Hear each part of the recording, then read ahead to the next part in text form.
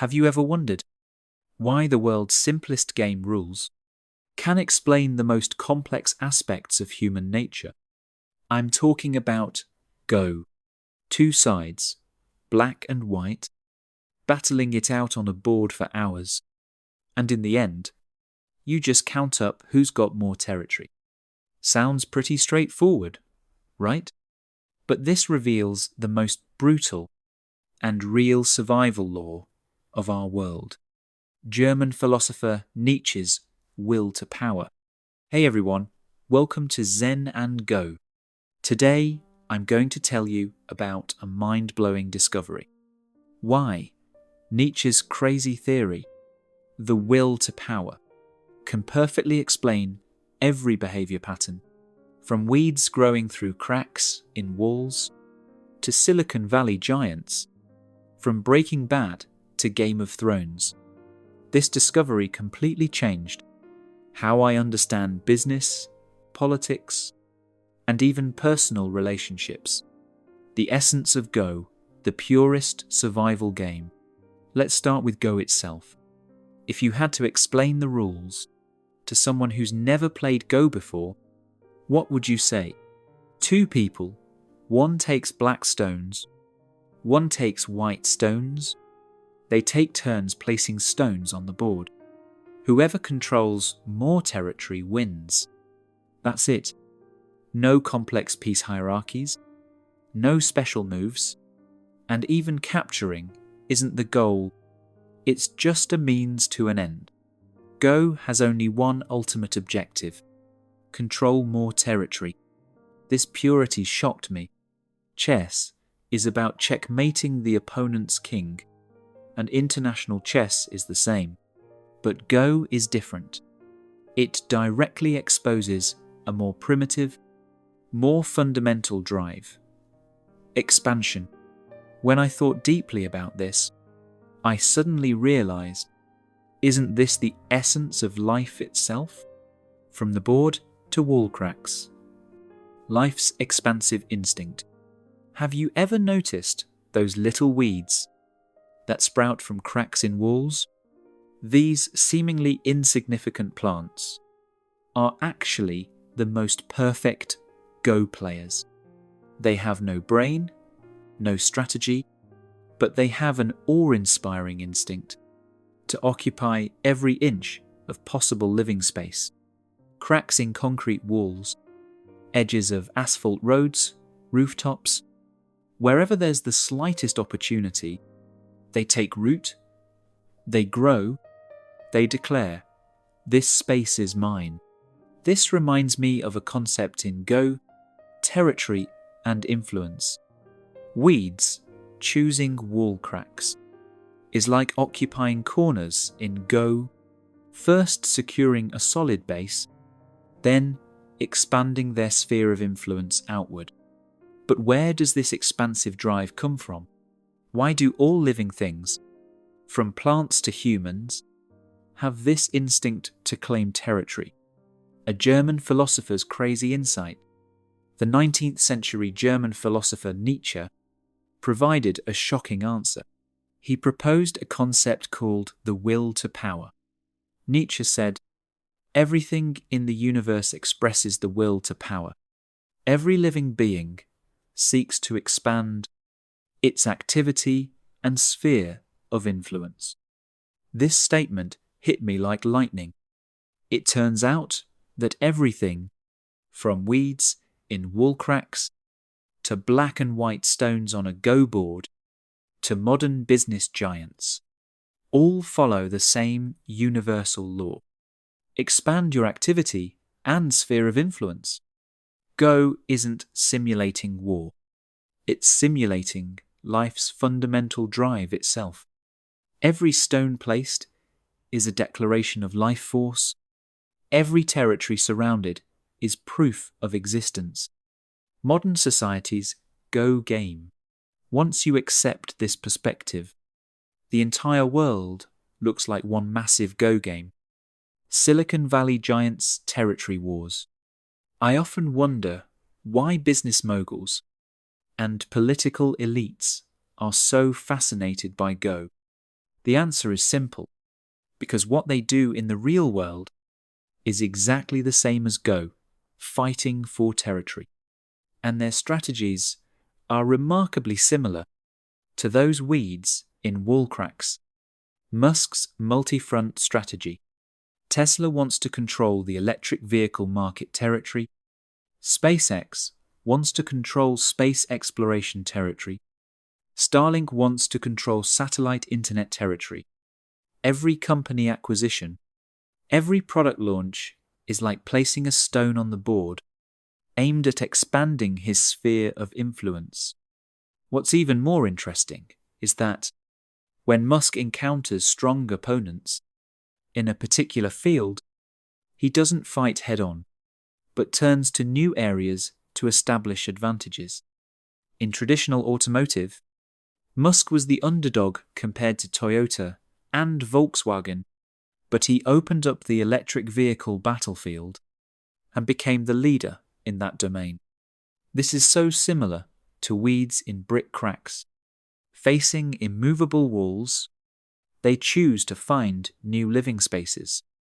Bezos's territorial strategy. Amazon's Bezos is even more so. Starting from an online bookstore, he gradually occupied e-commerce, cloud computing, smart devices, and streaming. Isn't this exactly the framework tactic in Go? First, outline a large potential territory, then slowly consolidate it into actual territory. Silicon Valley unicorns, cash-burning wars.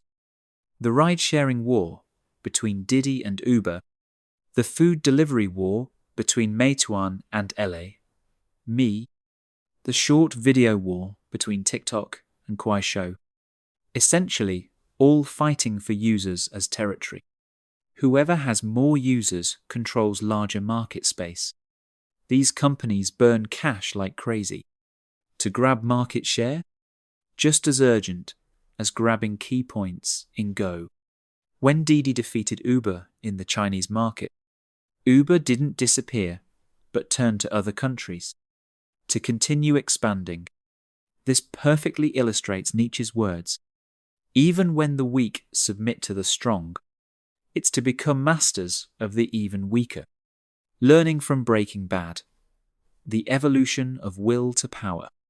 I particularly love using Breaking Bad to explain this territorial competition logic, because Walt's growth trajectory perfectly illustrates the progressive layers of will to power. Walt's transformation from an ordinary chemistry teacher to a drug empire kingpin is just like those weeds growing from tiny seeds into plants that break through walls. Initially, Walt was just carefully making moves in the margins, partnering with Jesse to cook meth, occupying a small territory. Facing powerful drug cartels, he chose temporary submission, just like weeds facing hard walls, looking for cracks and opportunities. Then we see the explosive growth of will to power. Walt gradually expanded from street retail to wholesale distribution, from local markets to interstate operations. Every step was seeking to expand his activity and sphere of influence, just like weeds not satisfied with one crack, but wanting to establish their ecosystem across an entire wall. Most brilliant was his strategy for dealing with competitors. Facing a street boss like Tuco, Walt was initially the underdog, but through cunning, he gradually reversed the situation and ultimately eliminated Tuco. This is exactly what Nietzsche called the universal law. Every living being seeks opportunities to expand their influence. Even if temporarily submitting, it's for future revenge. Game of Thrones. Epic demonstration of will to power. Game of Thrones is an even more epic demonstration of will to power theory. Every character in the show validates Nietzsche's statement. Everything in the universe expresses the will to power. Cersei's power essentialism. Cersei Lannister's famous line, "Power is power," directly reveals the essence of will to power. To protect her children and maintain the Lannister family's rule, she'll stop at nothing. This is exactly what Nietzsche called biological instinct. Every living being seeks to expand its activity and sphere of influence. Littlefinger's masterclass in will to power. Littlefinger Baelish is a master practitioner of will to power. From a minor noble's bastard son, through manipulating information, sowing discord, and secret planning, he climbed step by step to the heights of power. When facing powerful noble families, he chose submission and cooperation, but this submission was aimed at becoming master over more people. This perfectly validates Nietzsche's view. Even when the weak submit to the strong, it's to become masters of the even weaker. The Stark family's survival philosophy. The Stark family motto, "Winter is coming," has a deeper meaning. The world is full of uncertainty and danger. You must always be prepared to fight for survival. This is identical to the survival philosophy of those weeds. No matter how harsh the environment, life must claim its piece of the world. Tyrion's balancing wisdom. Most interesting is that the smartest characters in the show aren't usually the most brutal, but those who best understand balance.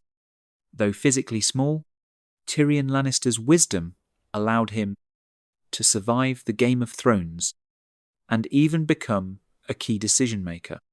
He understood that true power isn't gained through violence, but achieved through wisdom and cooperation. Personal level will to power. In this information age, every ordinary person can experience the thrill of territorial competition. Each of us has become the Littlefinger of our own lives, practicing Nietzsche's universal law in our own way. You do TikTok, wanting more followers. This is competing for attention territory. You write blog posts, hoping for higher readership. This is competing for content influence territory. You fight for bigger project authority at work. This is competing for work territory. Even when you don't have many followers on one platform, you turn to other platforms seeking opportunities. Isn't this the modern interpretation of the weak submit to the strong to become masters of the even weaker? Just like those weeds, when space on one wall isn't enough, they seek new walls, new survival opportunities. This flexible adaptability is exactly the key skill for surviving in the digital age. My own channel is honestly also practicing will to power. I want to occupy a position in the marketplace of ideas. I want to use my viewpoints to influence more people's thinking. Every video, every viewpoint is me expanding my activity and sphere of influence. In the intellectual realm, when I find certain topics too competitive, I choose new angles to enter. This is the real-world application of Nietzschean theory, the weak's survival wisdom. Nietzsche had an even more profound statement. Even when the weak submit to the strong, it's to become masters of the even weaker. This perfectly explains a phenomenon in Go. Masters often voluntarily give up small territories to gain greater advantages elsewhere. This isn't surrender, but strategic repositioning. The weeds in wall cracks do the same. Facing the hard wall as the strong, they choose to submit, not by directly destroying the wall, but by finding cracks and establishing their kingdom in tiny spaces. When Uber lost to Didi in China, It turned to other countries to continue expanding. This is the modern interpretation of the weak submit to the strong to become masters of the even weaker. The highest level, harmonious coexistence of will to power. The endgame of Go gives us the most important insight. True winners aren't those who occupy all territory, but those who create maximum value in limited space. In a perfect Go game, black and white each occupy their piece of the world. Though there's a winner and loser, the entire game exists in harmony. This is the highest level of will to power, making your territory complement others' territories. Not zero-sum competition. Those weeds in wall cracks, while competing for living space, don't destroy the entire wall. Instead, their existence adds life and beauty to the wall, achieving a subtle, symbiotic relationship. So next time you see business competition, political maneuvering, or even complex situations in personal relationships, try understanding them through Go's perspective. It's just different players competing for different territories. Go and those resilient weeds both tell us that life's essence is expansion, but true wisdom lies in learning to find your own living space in this eternal territory game and managing it in the most elegant way. Once you understand this underlying logic, you'll find answers to many of life's confusions. This isn't some dark scheming, it's the basic rule of survival. From Go boards 4,000 years ago to today's digital battlefields, the rules have never changed. Most importantly, remember, true Go masters never aim to destroy their opponents, but to find the most harmonious balance in the game. This might be the deepest wisdom that Nietzsche's will to power theory wants to tell us.